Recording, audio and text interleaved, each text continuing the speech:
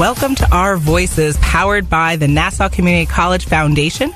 My name is Natasha Nurse. I'm the owner and co-founder of Dressing Roommate, co-host of Woke and Free, and the lifestyle editor of Plus Model Magazine. And this show is focused on highlighting the amazing work of powerful change agents who have a great message to share with the world.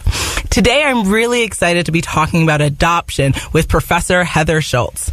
As a former journalist, Heather Schultz has covered a wide array of beats, including bridal technology, criminal justice, reproductive health, pop culture, direct marketing, legal technology, digital marketing, and interior design. Her articles have been published in the New York Times, NBCnews.com, New York Daily News, and the St. Louis Post-Dispatch. With a passion for social change and technology, Heather has transitioned into the nonprofit communications and content marketing. Her keen interest in the intersection of communication and media relations has led to her adjunct professor positions at two prominent academic institutions in New York City. Heather currently teaches persuasion and public opinion at Fordham University and speech communications at Baruch College. In her spare time, she's working on a memoir about her journey for unconditional self-love and acceptance from the lens of a Korean adoptee, Long Island native, and domestic violence survivor.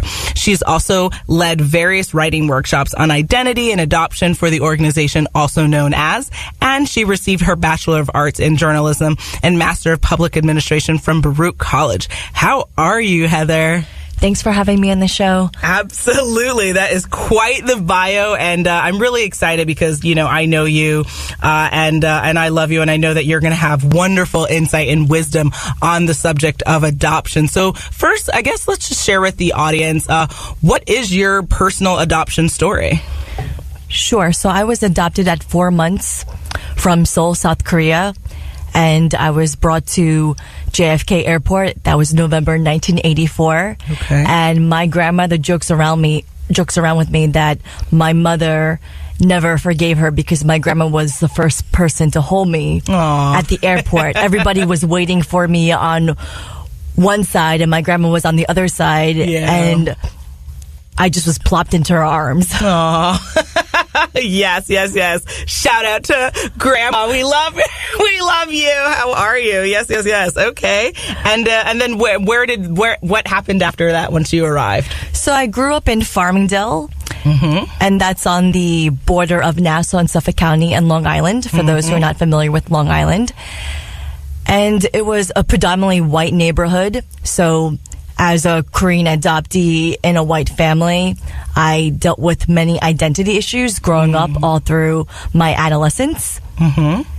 And I always knew I was different, especially when I would flip through the photo albums, and I was always the darkest shade. Right now, I'm a little bit lighter. I haven't been exposed to the sun as much as I was when I was a child, but I was clearly the darkest shade, and I knew I was different, and I was very aware of that from kindergarten all the way until I graduated high school in 12th grade. And I didn't have many Asian friends. There were some other Asians that I met when all the elementary schools combined. So 4 elementary schools combined: Woodwood Parkway, my elementary school, Albany Avenue, Northside, and East Memorial. Okay. And that's when I was exposed to other minority students. But at Farmingdale and Woodwood Parkway, my elementary school, I was pretty much one of the only few Asians. There were a couple black students, but and I met my first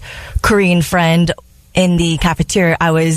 My friends and I had different lunch periods. So lunch periods went from 4th period all the way to 7th period. And I was sitting in the cafeteria by myself one day, and a Korean student, ESL student, she befriended me because she saw that I was Korean and she didn't know that I was adopted. And she, for the next 2 years, she would come to me in the lunchroom and bring me kimbap and Korean food and teach me some basic Korean words.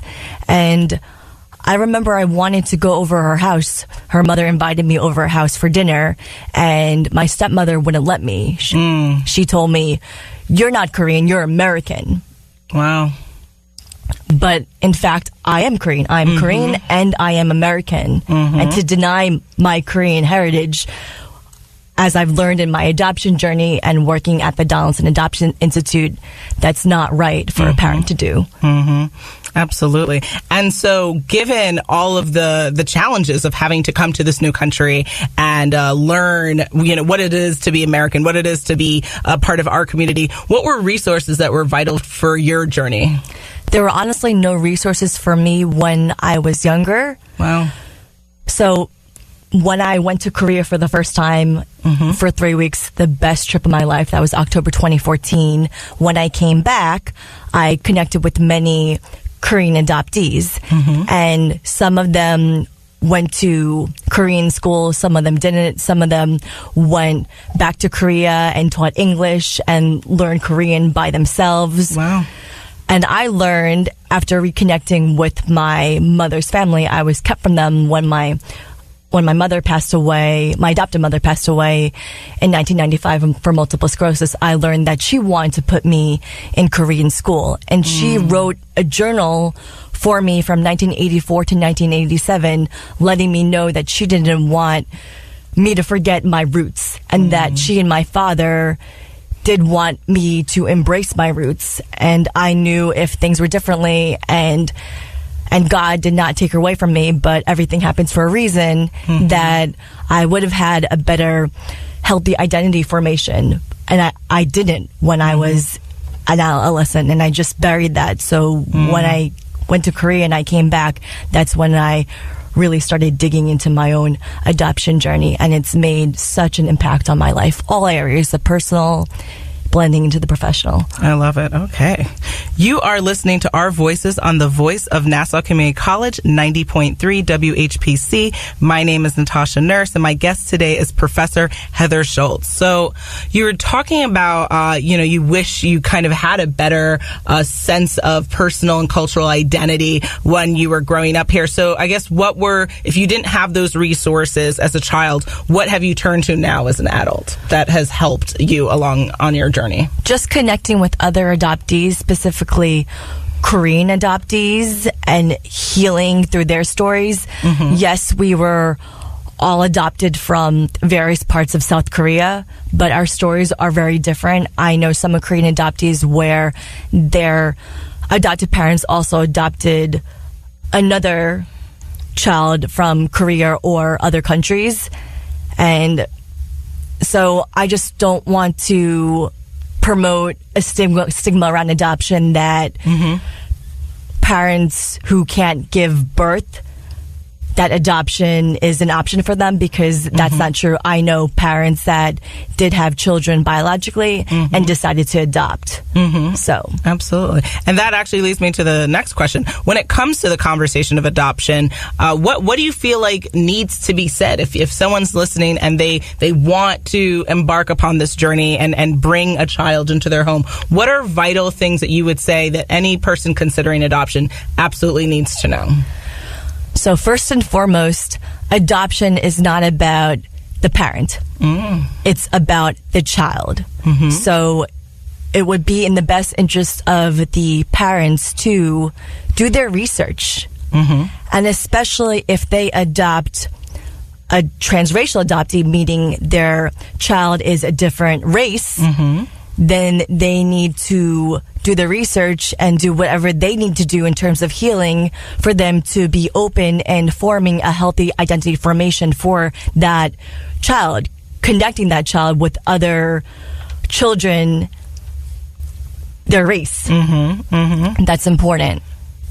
And knowing that adoption is not a one-time transaction, it's a lifelong journey, which was a catchphrase when I was at the Donaldson Adoption Institute. And there's a tremendous loss in adoption.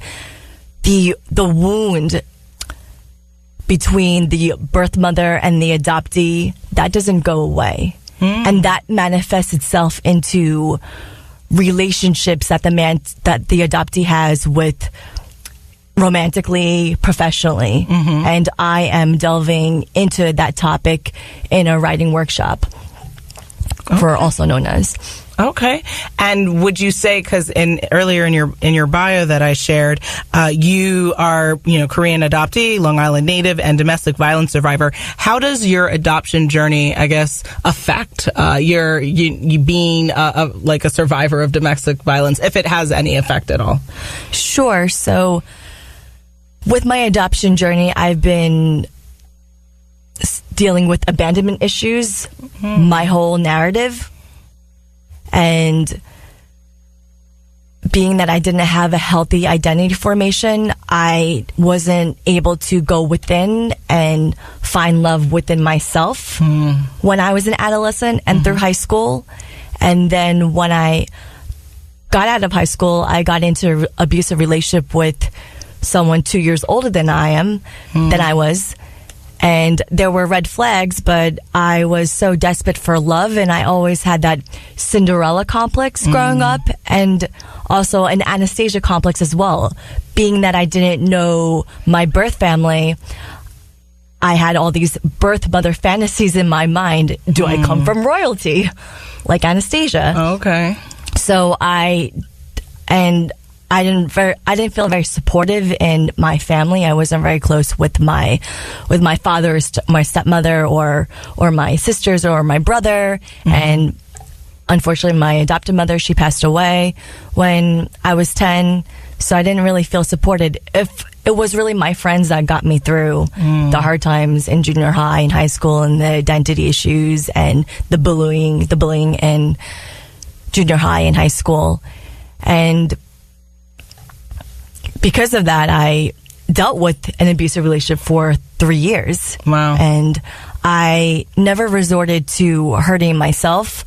I know people that have done that. I was too afraid to do that, but I learned in therapy that by staying in this abusive relationship, I thought my ex-boyfriend was doing me a favor when he was abusing me. Wow. That I deserved to be abused. That I just was this horrible, horrible person. Wow. That's how I felt inside. And do you feel like that sense of like lack of self-worth and lack of self-love and sense of abandonment, is that maybe common amongst people who are adopted and maybe aren't necessarily put into families that are fully equipped to handle, that adoption process and bringing in that person into their family and life? I found that's a very common feeling among other adoptees, even adoptees that I know who grew up in very supportive families. Gotcha. You are listening to Our Voices on the voice of Nassau Community College, 90.3 WHPC. My name is Natasha Nurse, and my guest today is Professor Heather Schultz. We will now go to a break. Adopt US Kids presents Multiple Choice Parenting. Your daughter just got invited to the prom. Do you A, meet her date? I need to see your past date report cards, your driver's license, a list of references, and this hair sample. B, help her pick out a dress.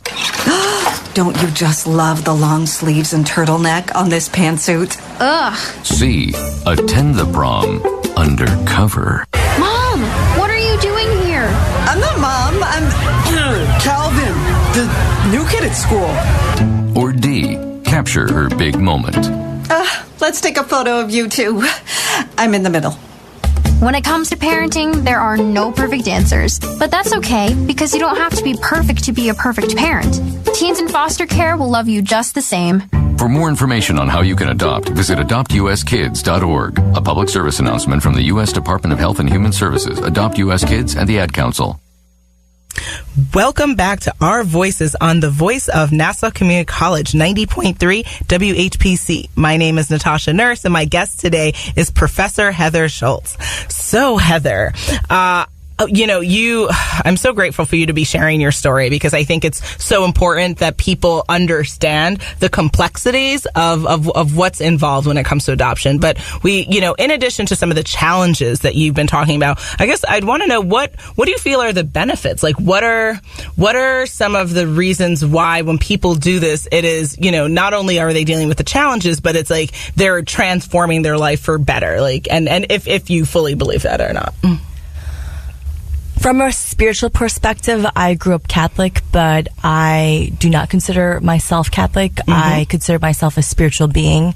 So from a spiritual perspective, I strongly believe that we manifest our own families. Okay. So all the experiences that